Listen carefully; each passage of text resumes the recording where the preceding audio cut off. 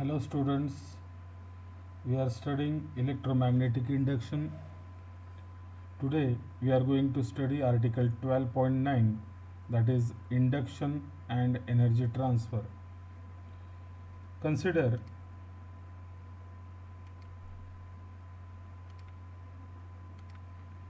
consider a loop ABCD moving with constant velocity v bar in a constant magnetic field B as shown in figure. Dotted लाईनचा जो region आहे या रिजनमध्ये magnetic field आहे, uniform magnetic field. Cross चिन्ह दाखवलेले आहेत, म्हणजे magnetic field is perpendicular to the plane of the figure and directed inwards.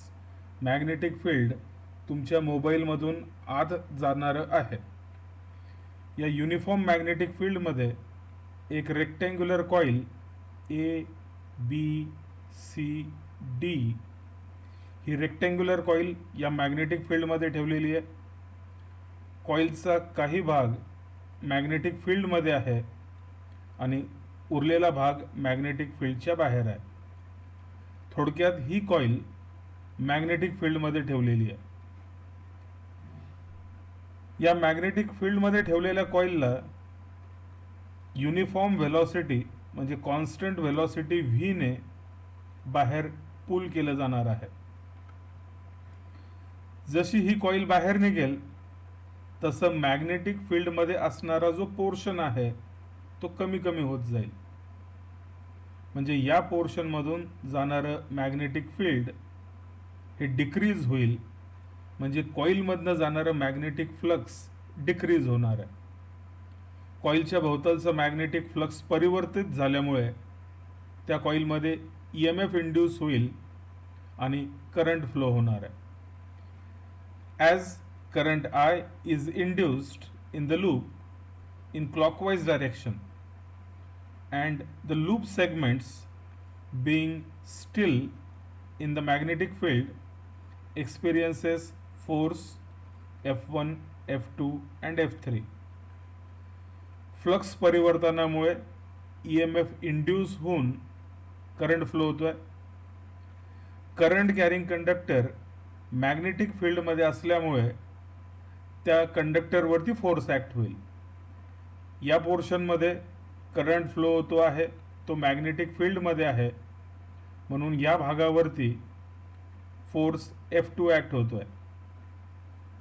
हाही भाग करंट कॅरी करतो आहे, तो मॅग्नेटिक फील्डमध्ये आहे, म्हणून त्याच्यावरती फोर्स ॲक्ट होईल F1.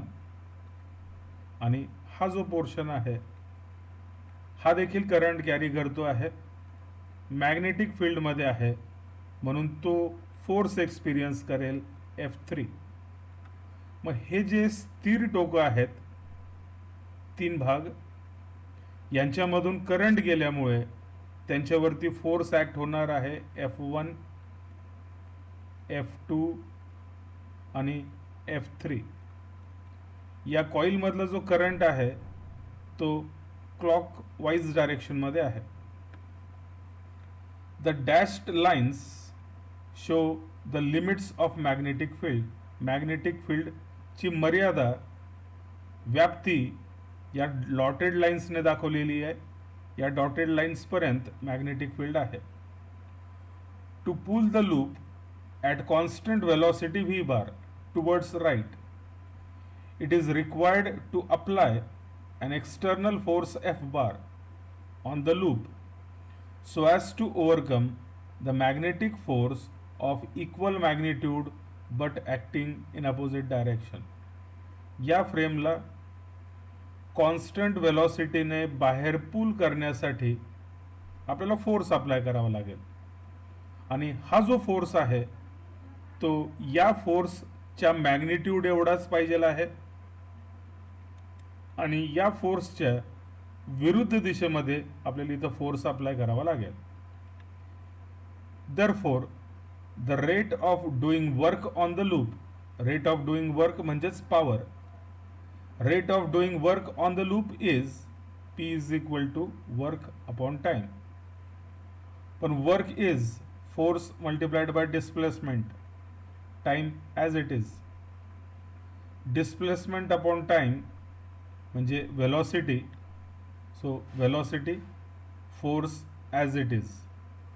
So rate of doing work, कार्य करण्याचा दर, P is equal to force multiplied by velocity, म्हणजे mathematically P is equal to F bar dot V bar.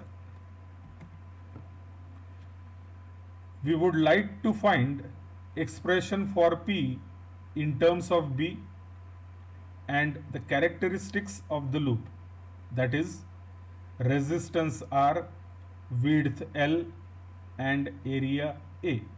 आपल्याला P साठी एक्सप्रेशन डिराईव्ह करायचं आहे. हे एक्सप्रेशन B च्या स्वरूपात असलं पाहिजे आणि ही जे लूप आहे त्याचे कॅरेक्टरिस्टिक म्हणजे त्याची लांबी L, त्याचा एरिया, त्या वायरला काहीतरी रेझिस्टन्स असेल R, ह्यांच्या स्वरूपात आपल्याला P साठी एक्सप्रेशन डिराईव्ह करायचं. As the loop is moved to the right, the area lying within the magnetic field decreases. जशी ही फ्रेम बाहेर ओढली जाईल तसं मॅग्नेटिक फील्डमधला जो पोर्शन आहे कॉइलचा तो कमी होईल. दस causing a decrease in magnetic flux linked with the moving loop. Area कमी झाला म्हणजे त्या कॉइलमधनं जाणारं फ्लक्स हे देखील डिक्रीज होणार आहे. त्या मुव्हिंग कॉइलमधून जाणारं मॅग्नेटिक फ्लक्स हे डिक्रीज होतं आहे कारण फ्रेमला बाहेर ओढलं जात आहे. The decreasing magnetic flux induces current in the loop as dictated by Lenz law. Flux परिवर्तनामुळे करंट निर्माण होतो आणि या करंटचं डायरेक्शन लेन्झ लॉनुसार फ्लक्स परिवर्तनाच्या विरुद्ध दिशेमध्ये असलं पाहिजे. फ्लक्स डिक्रीज होतं आहे म्हणजेच या कॉइलला जो करंट निर्माण होईल तो त्या फ्लक्सच्या परिवर्तनाला अपोज करेल, म्हणजे तो करंट या मॅग्नेटिक फ्लक्सच्या परिवर्तनाला अपोज करणार आहे, म्हणजे तो क्लॉकवाईज डायरेक्शनमध्ये करंट पाठवणार आहे. The induced current in the loop gives rise to a force that opposes the pulling of the loop away from the magnetic field. या फ्रेमला बाहेर ओढल्यामुळे करंट निर्माण होतो. करंट फ्लो झाल्यामुळे हे फोर्सेस निर्माण झाले, 3 फोर्सेस. त्यापैकी हा जो फोर्स आहे या कॉइलला जे बाहेर ओढलं जातं आहे, ज्या फोर्सने बाहेर ओढलं जातं आहे त्या अप्लाइड फोर्सला हा फोर्स अपोज करणार आहे. We know that the magnitude of magnetic flux through the loop is flux phi is equal to BA, magnetic induction multiplied by area. आता मॅग्नेटिक फील्डचं फ्लक्स आहे म्हणून phi B is equal to B A. A म्हणजे area of the loop, area of the coil. या कॉइलची लांबी L आहे आणि इथून इथपर्यंत त्याची रुंदी X आहे, म्हणजे या पोर्शनचा area L multiplied by X. So एच्या ऐवजी length multiplied by breadth. Equation 12.19. As X decreases, V फ्रेमला बाहेर ओढणार आहे, म्हणजे ही X जी व्हॅल्यू आहे ही X व्हॅल्यू हे टोक पुढं सरकेल म्हणजे X डिक्रीज होईल. According to Faraday's law the magnitude of induced EMF. Faraday's लॉनुसार induced EMF magnitude mod of E is equal to mod of d phi by d t. Mod E is equal to mod of d phi by d t. Magnitude काढतोय, फायची किंमत BLX आहे, so d by d t as it is, फायच्या ऐवजी BLX. B आणि L constant आहेत, बाहेर काढायचं आहे, so BL dx by d t आणि rate of change of displacement is equal to velocity. So magnitude of EMF is equal to BLV. Equation 12.20. The induced EMF E is represented on the left and the collective resistance capital R of the loop on the right side in equation 12.B. या कॉइलमध्ये EMF induce होतो आहे या EMF-ला आपण इथे डाव्या बाजूला दाखवतोय. या कॉइलला काहीतरी रेझिस्टन्स असणार आहे. या कॉइलचा रेझिस्टन्स जो आहे हा उजव्या बाजूला दाखवलेला आहे R. The direction of the induced current is obtained by using right hand rule. इथं राईट हँड रूल दाखवलेला आहे. उजव्या हाताचे पहिले 3 बोट हे आउटस्ट्रेच करायचे आहेत एकमेकांना परपेंडिक्युलर दिशेमध्ये. जर पहिलं बोट मॅग्नेटिक फील्ड दर्शवत असेल, 4 finger represents magnetic field. Thumb direction of motion दाखवत असेल, तो कंडक्टर, हा जो कंडक्टर आहे तो उजव्या बाजूला मूव्ह होतोय. सो थंब हा करंटचं मोशनचं डायरेक्शन दाखवेल, उजव्या बाजूला आहे. पहिलं बोट इंडेक्स फिंगर मॅग्नेटिक फील्ड दाखवणार आहे, जे आतल्या बाजूला आहे. तर हा मधलं बोट जे आहे will represent the direction of induced EMF किंवा करंट. मधलं बोट हे या दिशेमध्ये राहणार आहे, D पासून A कडे. म्हणजे या भागातनं करंट या दिशेमध्ये जाईल, तो पुढे जाईल, पुढे जाईल, पुढे जाईल. म्हणजे राईट हँड रूलनुसार या लूपमध्ये जो करंट फ्लो होणार आहे तो क्लॉकवाईज डायरेक्शनमध्ये प्रोड्यूस होईल. The magnitude of induced current can be written as, Ohm's law नुसार V is equal to IR. म्हणजे current I is equal to V upon R. इथं पोटेन्शियल डिफरन्स EMF एवढा निर्माण झालेला आहे.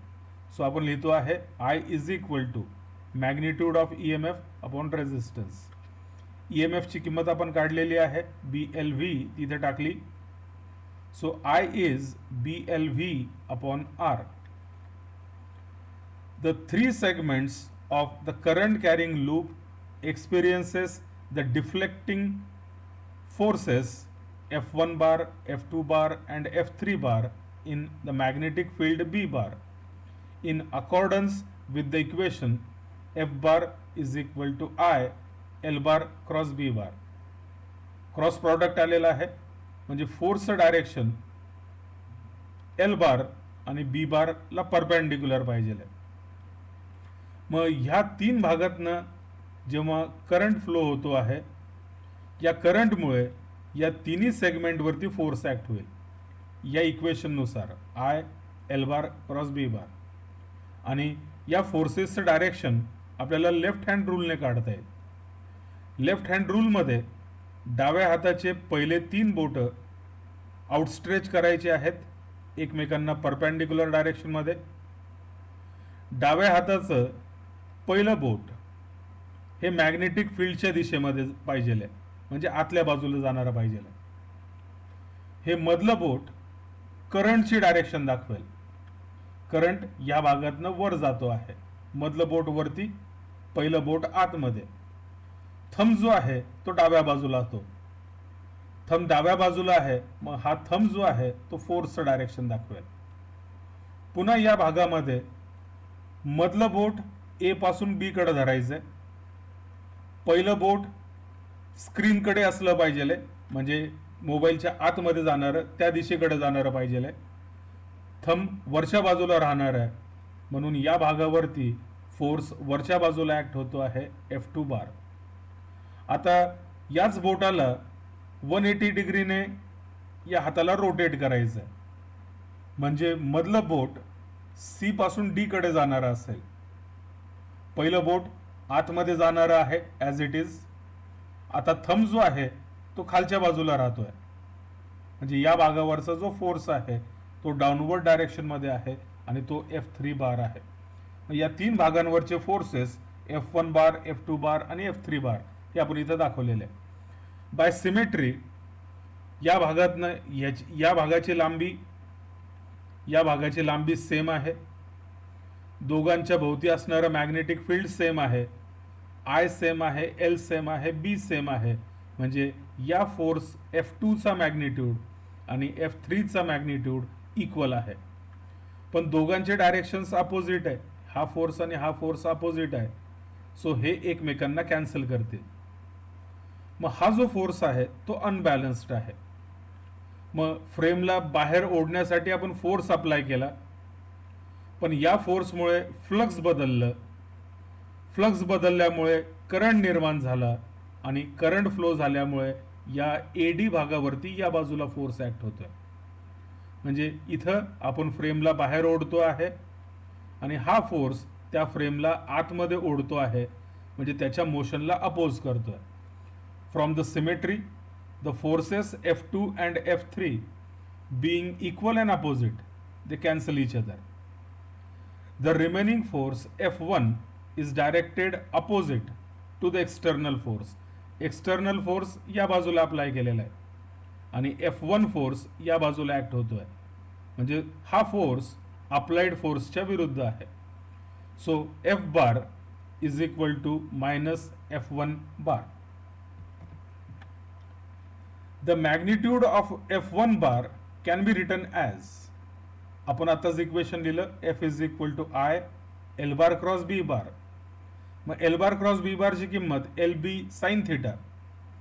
इथं एल बार आणि बी बार यांच्यामधला कोन 90 डिग्रीज आहे. एल बार करंटच्या दिशेमध्ये घ्यायचं आहे, म्हणजे D to A. Magnetic field आत जाणारा आहे, म्हणजे एल बार आणि बी बार मधला अँगल 90 आहे. साइन 90 इज 1, म्हणजे F1 बारची किंमत झाली आय एल बी. पण F1 आणि F दोघांचे मॅग्निट्यूड सेम आहेत, सो आपण लिहिलं F1 bar is equal to I L B is equal to F bar. F bar applied force आहे आणि F1 बार हा मॅग्नेटिक फील्डमुळे निर्माण झालेला फोर्स आहे. या अगोदरचं जे इक्वेशन आहे ते इक्वेशन आणि इक्वेशन 12.22 या दोघांना कंबाईन केलं तर F bar is equal to F1 bar is equal to I L B, हेच इक्वेशन इथं लिहिलेलं आहे. करंटची इक्वेशन आपण 12.21 मध्ये करंटची किंमत काढली, B L V upon R. या करंटची किंमत या फॉर्म्युल्यामध्ये इथे टाकायची, B L V upon R आणि एल गुणिले B as it is. L multiplied by L L square, B multiplied by B B square. So F bar is equal to F1 bar is equal to B square L square V upon R. Equation 12.23. From equation 12.18 and 12.23, the rate of doing mechanical work म्हणजे power is given by, सुरुवातीला आपण बघितलं power is F bar dot V bar. F bar चा magnitude आपण काढलेला आहे, तो इथे टाकला, into V as it is, गुणाकार केला व्ही मल्टिप्लाइड बाय व्ही म्हणजे V square. So rate of doing mechanical work म्हणजे power P is equal to B square L square V square upon R.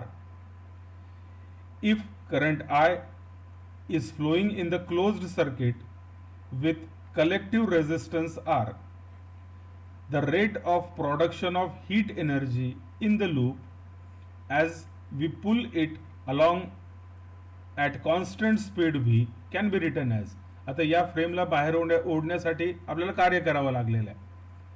हेच वर्क डन हीटच्या स्वरूपात convert होणार आहे. मग heat जी या कॉइलमध्ये हीट जी निर्माण होणार आहे त्याची किंमत, हीट म्हणजेच rate of production of heat energy P is equal to I square R. Power म्हणजे करंट आणि पोटेन्शियल डिफरन्सचा गुणाकार. ओम्स लॉ नुसार V इज आय आर ही किंमत इथं टाकली तर पॉवर म्हणजेच heat energy is I square R. आपल्याकडे आय ची किंमत आपण अगोदर काढली होती, B square V square L square upon R. मग इथं आय ची किंमत इथं टाकली, स्क्वेअर इंटू आर, बी square L square V square upon R square. एक आर बाहेर आहे, आर स्क्वेअर बरोबर एक आर कॅन्सल होईल, म्हणजे power P is equal to B square L square V square upon R. या अगोदर आपण जे इक्वेशन डिराईव्ह केलेलं पॉवरचं, इथं बघा power P is B square L square V square upon R. आणि आता rate of production of heat energy P is also equal to B square L square V square upon R. मग या दोन इक्वेशनवरनं आपल्याला हे स्पष्ट होत आहे की the rate of doing mechanical work, कार्य करण्याचा जो दर आहे, त्या फ्रेमला बाहेर ओढण्यासाठी जे कार्य करावं लागतं आहे ते कार्य करण्याचा there is exactly same as the rate of production of heat. जेवढी एनर्जी, जेवढी पॉवर या फ्रेमला बाहेर ओढण्यासाठी वापरली जाईल ती पॉवर या कॉइलमध्ये हीट एनर्जीच्या स्वरूपात निर्माण होईल. Thus, the work done in pulling the loop through the magnetic field appears as heat energy in the loop. या आर्टिकलचं हे सारांश आहे.